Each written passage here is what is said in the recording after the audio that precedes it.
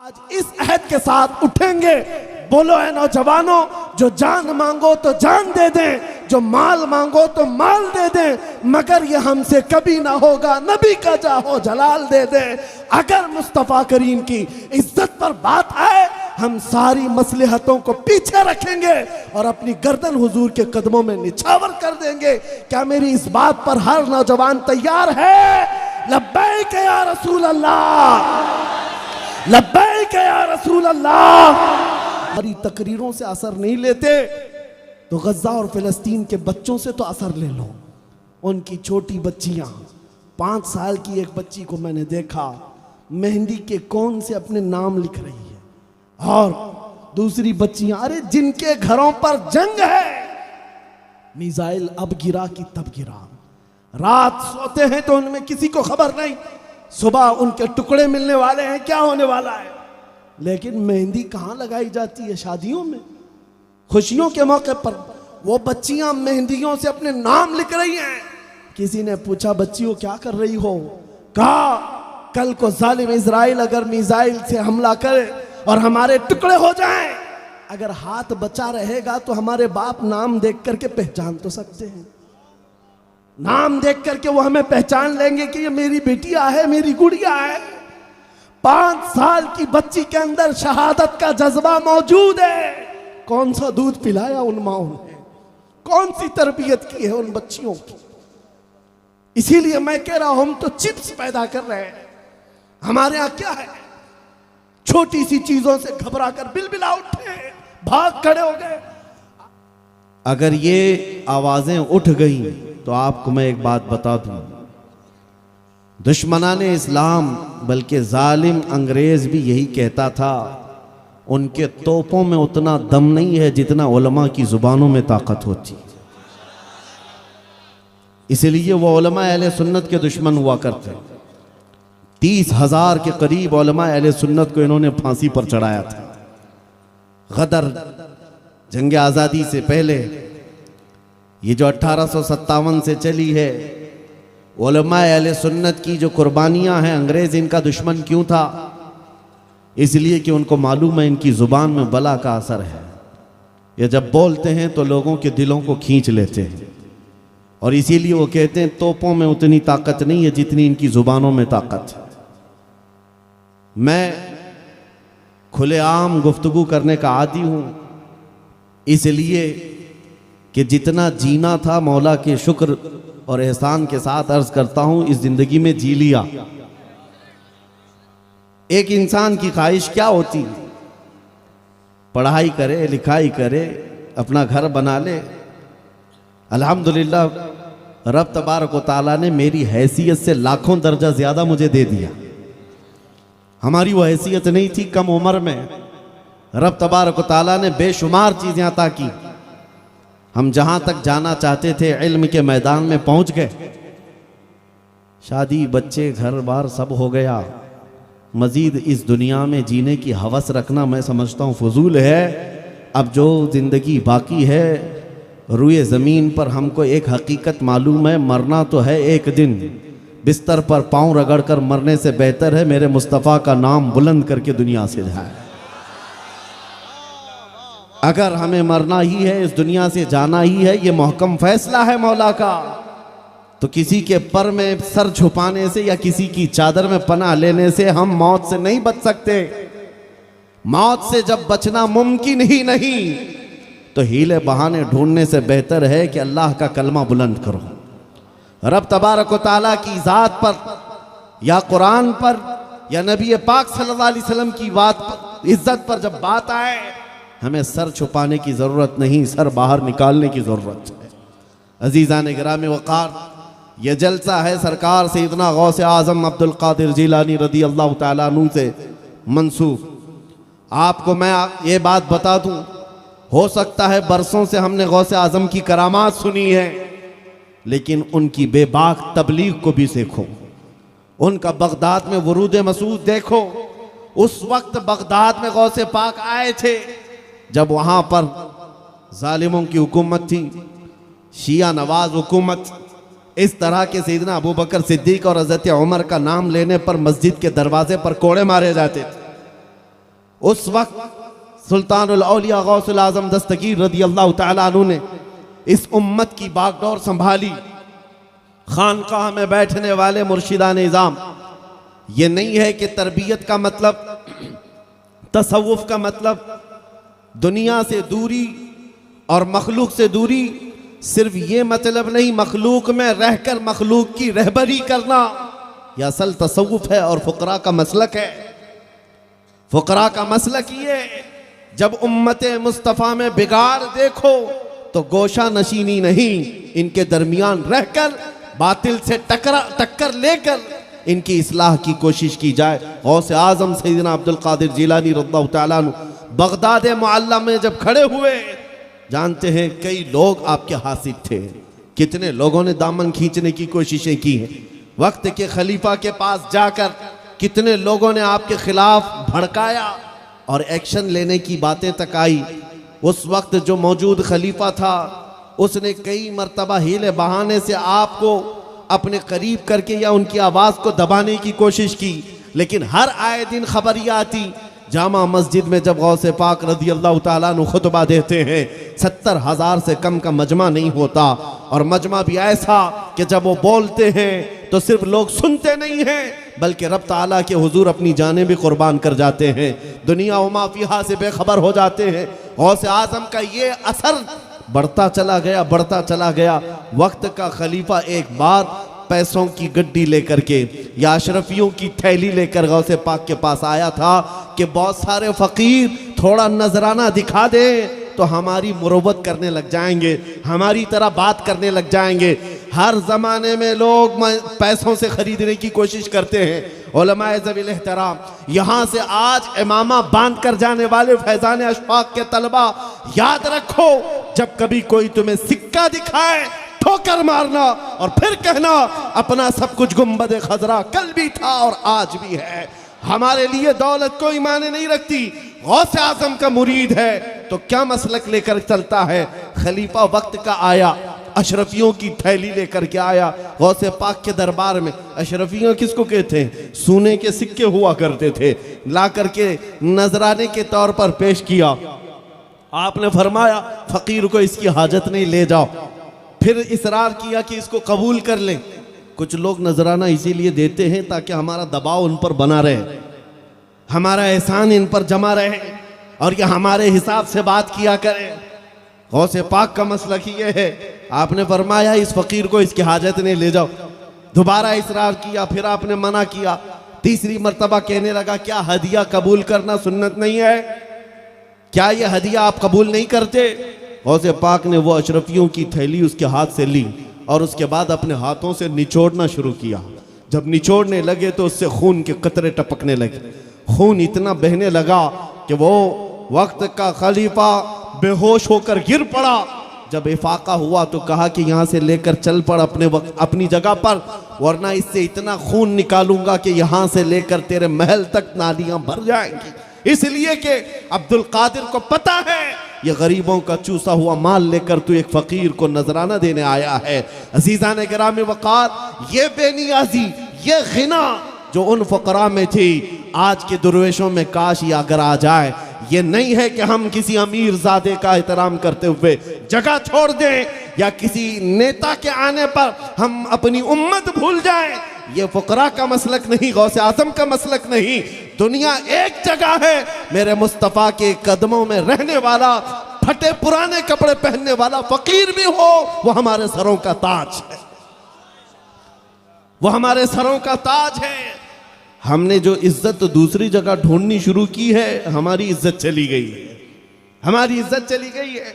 इकबाल ने कहा उनके जो हम गुलाम थे खल्क के पेशवा रहे, उनसे फिरे जहां फिरा फिर आई कमी वकार में।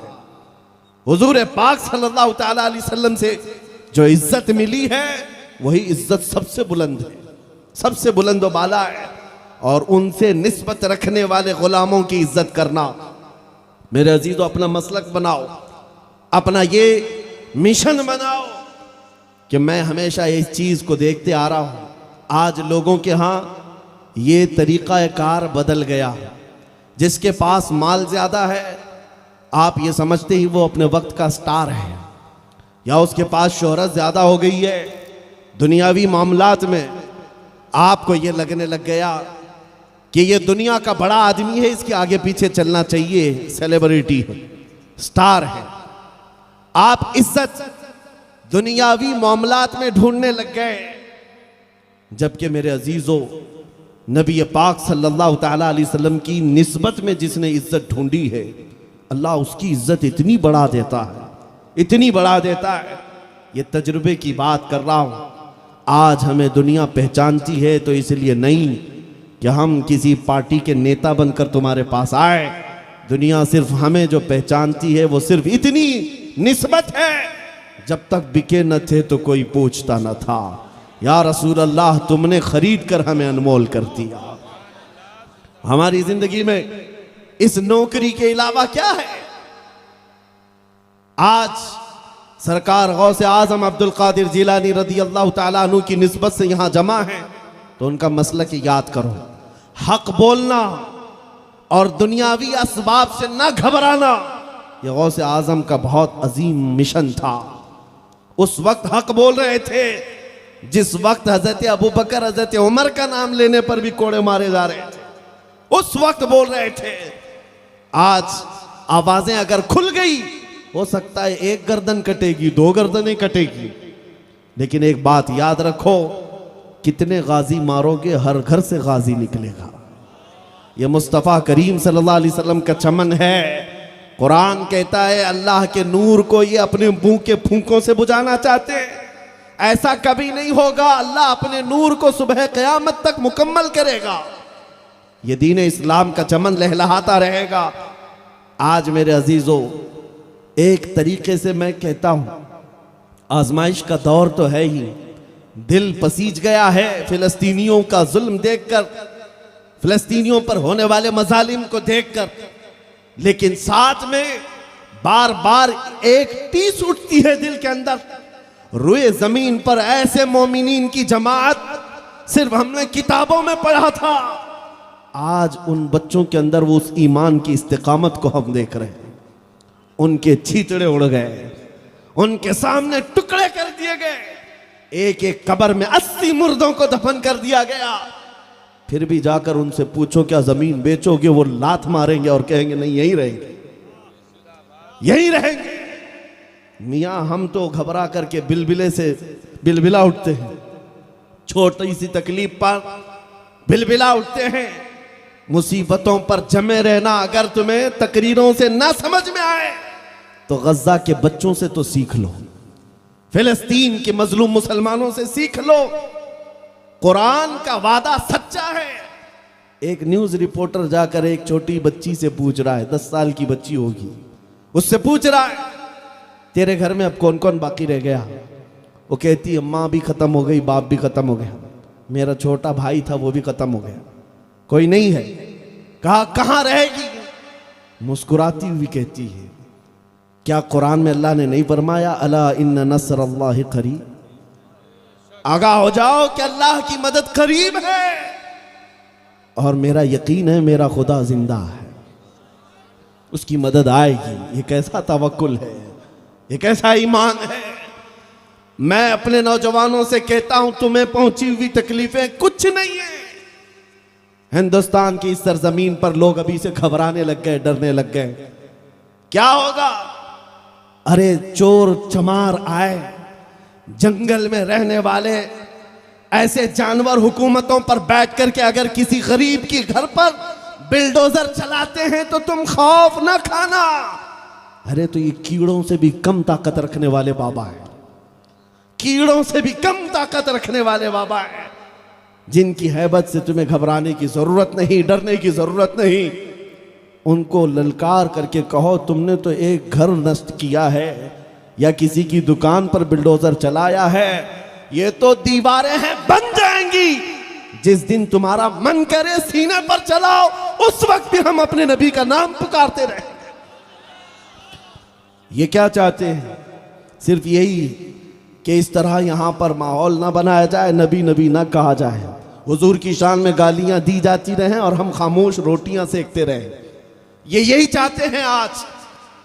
इसीलिए मेरे अजीजों कितने जलसे ऐसे जहां पर मुझे स्टेज पर चढ़ने से पहले ही ऑर्डर आता है कि ठीक है आपका जलसा हो रहा है, आपकी तकरीर हो रही है, लेकिन इस मैटर पर ना बोले, उस मैटर पर ना बोले। हमने कहा जलसा आप कैंसिल कर लो, आप परमिशन ना दो, ये सब गवारा है, लेकिन जुबान को बंद करना ये हम कभी गवारा नहीं करेंगे। जो बोलना है वो बोल कर रहेंगे, हाँ गैर कानूनी बात नहीं करते, किसी के ऊपर जबरदस्ती तानाकशी नहीं करते। जब हमारे दीन पर कभी कोई उंगली उठाई जाती है तो एक बात याद रखो, चंद महीने गुजरे होंगे, डिपार्टमेंट के लोग घेरे हुए बैठे, कहा कि मौलाना आप ही क्यों चिल्लाते हैं, आप ही क्यों चिल्लाते हैं, इतना लोगों को प्रोवोक करते हैं आप। मैंने कहा यह उस वक्त की बात है जब एक जालिम कुत्ता माँ आयशा सिद्दीका पर भी भौंक रहा था। मैंने वो डिपार्टमेंट में मौजूद बड़े ऑफिसर साहब से कहा, अगर मैं ये एक बात आपसे पूछूं कि आपकी माँ बदकार थी तो आपको कैसा लगेगा। अभी मैं मिसाल दे रहा था, वो कुर्सी से खड़े हो गए, कहा मैं तो आपसे बात कर रहा हूं, आप तो मेरी माँ पे चले गए। मैंने कहा आपकी माँ पे गया नहीं, सिर्फ मिसाल के तौर पर पूछ रहा हूं, आपको कैसा लगेगा। अरे एग्जाम्पल देने के लिए भी आप अपनी माँ को गवारा नहीं करते। कान खोल कर सुन लो, हम मुसलमान हैं, करोड़ों माओं से ज्यादा अपने नबी से मोहब्बत करते हैं।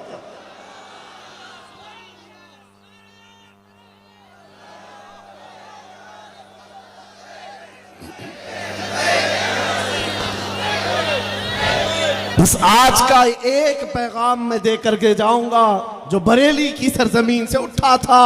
आला हजरत ने फरमाया था, खौफ ना रख रजा जरा, तू तो है अब्दे मुस्तफा। खौफ ना रख रजा जरा, तू तो है अब्दे मुस्तफा। तेरे लिए अमान है, तेरे लिए अमान है। ये उलमा जो बैठे हुए हैं, इनकी आवाजों को खोल दो, इनके गलों को आजाद कर दो, इनके मिंबरों पर, इनके मेहराबों पर तुम पाबंदियां ना लगाओ कि मौलाना हालात खराब है, ये ना बोलो, वो ना बोलो। ये मुआश के मारे हुए बेचारे तुम्हारे हालात को देखते हुए खामोश हो जाते हैं और इस तरह से कौम के अंदर बुज़दिली आने लग जाती है। मैं उलमा से भी कहता हूं, अगर इस तरह की नौकरियां छूटती हैं तो छूटे, अल्लाह रज़्ज़ाक़ है, मुसब्बिबुल अस्बाब है। अगर एक दरवाजा कौम बंद करती है, मेरा मौला 70 दरवाजे कुशादा करेगा। लेकिन हक बात बोलने से कभी पीछे ना आए। सरकार गौसे आजम अब्दुल कादिर जीलानी रज़ियल्लाहु तआला अन्हु मिंबर पर खड़े होकर तकरीर कर रहे हैं, बयान कर रहे हैं, मजमा बहुत बड़ा है। अचानक छत के ऊपर से एक काला सांप गिर गया और वो भी कहां, आपके कंधे पर गिरा, फिर आपके अंदर दाखिल हुआ, आस्तीन में आया। सांप है और वो भी खतरनाक किस्म का काला सांप। बयान जारी रहा, बयान चलता रहा। लोग थोड़े से इधर उधर हो गए, कुछ मुंतशिर हो गए, कुछ जमे हुए बैठे रहे, लेकिन आपकी खिताबत में जरा बराबर भी न लग़ज़िश आई, ना कभी फिसलन देखा। बराबर फसाहत और बलागत के साथ बयान जारी रहा। वो सांप घूम फिर करके वापस चला गया। जब बयान ख़त्म हुआ तो लोगों ने पूछा ये क्या बात थी। ये सांप आया और आप बयान जारी रखते रहे और उसके बाद भी आपने कलाम को मुकम्मल किया। गौसे पाक रज़ियल्लाहु ताला अन्हु फरमाते हैं, मैं उस कादिर का बंदा अब्दुल कादिर हूं, मुझे उसकी कुदरत पर यकीन है। अगर मौला ने मेरी मौत लिखी है तो ये काला कीड़ा नहीं, चूंटी से भी मौत हो सकती है। और अगर उसने मौत नहीं रखी, इस तरह के 100 सांप भी मेरे गले में लटक जाए, मुझे कोई मौत नहीं दे सकता। इस यकीन के साथ आज इस जमीन पर जियो। ऐ सुन्नियो, अगर हमारी मौत लिखी है, हम किसी रोड पर फिसल करके भी मर सकते हैं, लेकिन अगर मौत नहीं लिखी है तो मोदी और योगी से भी कुछ नहीं हो सकता। कौन डराया हुआ है तुम्हें? कौन डराया हुआ है? क्या जेल की सलाखें मोमिन को पाबंद बना देती हैं? क्या जेल की सलाखें और फांसी के फंदे हमारे जज्बात को कुचल देते हैं? इनके आबा व अजदाद में हजरत मुजफ्फर हुसैन कचोचवी थे। फरमाते थे जब उनको कैद किया गया था तब आपने एक शेर कहा था, मुजफ्फर को मुकय्यद न समझ ऐ सय्याद, मुजफ्फर को मुकय्यद न समझ ऐ सय्याद, मेरी यह असीरी भी सुन्नत आबाई है, मेरी यह असीरी भी सुन्नत आबाई है। तुम्हारे जज्बात न जेल की सलाखों से खत्म होते हैं, ना ही फांसी के फंदों पर खत्म हो जाते हैं। दुनिया ने ये सारे ट्रायल करके देख लिए। हम हमारे साथ, हमारे असलाफ के साथ इमाम अहमद बिन हम्बल को जब बाजार बगदाद में कोड़े मारे जाते थे, तकरीबन 300 कोड़े मारे गए। वक्फे वक्फे के साथ कई मर्तबा कोड़े मारे गए। आपका मशहूर ज़माना एक चोर के सामना हुआ। उस जमाने का एक चोर था, रास्ते से गुजर रहा था। उलमा के लिए बात बहुत ही अहम है। इमाम अहमद बिन हम्बल को देख करके वो रुक गया। कहा, अहमद बिन हम्बल, मुझे पहचानते हो? कहा, नहीं। कहा, मैं फला डाकू, फला चोर हूं। चोरी के जुर्म में अब तक मैं 1500 कोड़े खा चुका हूं। इमाम अहमद बिन हम्बल उस वक्त 100 कोड़े खाए हुए थे। 100 कोड़े उनको लगे हुए थे। और ये चोर मिलकर कह रहा है, अब तक चोरी के जुर्म में मुझको 1500 कोड़े लग चुके, वक्फे वक्फे पर, लेकिन फिर भी मैं चोरी नहीं छोड़ा। चालू है। कहा, कहना क्या चाहते हो? कहा, चोरी तो एक गलत चीज है, 1500 कोड़ों के बाद भी मैं चोरी नहीं छोड़ा। अहमद बिन हम्बल, 100 कोड़ों के बाद तो दीने मुस्तफा को ना छोड़ना, ना ही हक बोलना छोड़ना। उस जमाने के चोर भी ये समझते थे उलमा का मिशन कुछ और है, उलमा का मसलक कुछ और है। हम गलत हैं, लेकिन उलमा को वो पाबंदे सलासिल नहीं करते। गुनहगार तो होते थे, लेकिन गद्दार नहीं थे। मेरे अजीजों, आज वो वक्त आया है जब हक बोलने की जरूरत है और उलमाए ज़वील एहतराम को आवाज उठाने की जरूरत है। और अगर अब ना बोला जाए तो फिर ये आने वाली नस्लें हुजूर का नाम लेने से डरने ना लग जाए, कुरान पढ़ने के लिए खौफजदा ना होने लग जाए, जैसे आज अजानों के सिलसिले में इन्होंने डराया हुआ है। अभी तो लाउड स्पीकर पर बात चल रही थी, चंद महीने गुजरे होंगे, सारी दज्जाली मीडिया कूद पड़ी है। अजान की आवाज इतनी, अजान की आवाज इतनी। बहस करते करते कहां तक चले गए? कलमाते अजान पर भी। क्या अजान के कलमात में ऐसा है, ला इलाहा इल्लल्लाह, कोई खुदा नहीं सिर्फ अल्लाह है। ये तो हमारे सारे खुदाओं को रद्द करते हैं। 1400 साल से क्या सो रहे थे? ये कलमा पहले से चल रहा, अभी आज समझ में आया। मेरे अजीजों, ये धीरे धीरे उन कलमात पर भी आना चाहते हैं जो हमारे दीन की जड़ है और बुनियाद है। और इसकी असल वजह यही है, जब तक तुम खामोश रहोगे, जब तक तुम ये सहने की आदत डालते रहोगे। मौला इमाम हुसैन का एक कलमा नकल किया गया है किताबों में। आपने फरमाया, मेरे नजदीक जालिम सिर्फ वो नहीं जो हाथ उठाता है किसी पर, जालिम उससे बड़ा वो है जो जुल्म सहकर खामोश रहता है, खामोश रह जाता है, इसलिए कि वो पूरी कौम को बुज़दिल बनाता है। आवाज उठाना सीखो। मौत और हयात अल्लाह के दस्ते कुदरत में है। रब्बे जुल जलाल जो अंधेरियों के बाद उजाले लाता है, गहन लगने वाले चांद को फिर आबो ताप के साथ चमकाता है, क्या वो कादिर मुतलक इस बात पर कुदरत नहीं रखता? इस उम्मत पर आए हुए इन अंधेरियों को छाट कर फिर उम्मत को उजाले में ले आए। यकीनन वो कादिर मुतलक इस बात पर कुदरत रखता है। चंद दिन देखना, उसके बाद मैं तो हमेशा ये कहता आया हूं, कुछ देर की खामोशी है, फिर शोर आएगा। आज कुत्तों का वक्त है, कल हमारा दौर आएगा।